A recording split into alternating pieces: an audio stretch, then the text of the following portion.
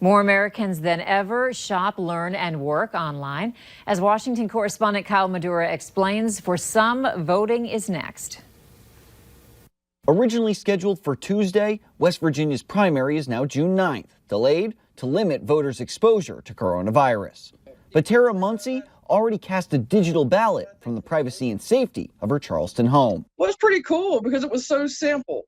West Virginia offered online voting to overseas military members in 2018, and it opened it up to disabled voters like Muncy this year, before the coronavirus even became a consideration. The more options people with disabilities have, the better. With millions of Americans now stuck at home, the brains behind digital ballot box software say demand for their service is rising.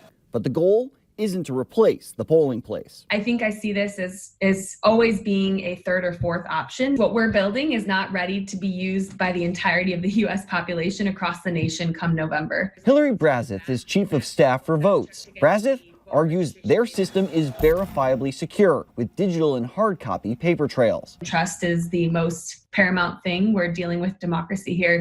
Internet voting is just not ready yet.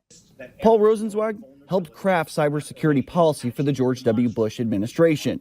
He says online ballots are vulnerable from the moment a voter logs in through the time they're tallied. The effort that people are putting into figuring out how to make online voting work in this election would be better spent on figuring out how to make in-person voting safer. Regardless of the direction election officials take, there's not much time left to plan, with November's presidential election less than 6 months away.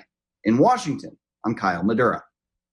Votes provided online voting services for West Virginia 2 years ago, but lost the contract after computer scientists at MIT raised security concerns. A company spokesperson disputed those findings, saying the researchers were running outdated versions of their technology. Disney's trying to return to its normal operations, where it's trying to phase in guests and services. It's still ahead.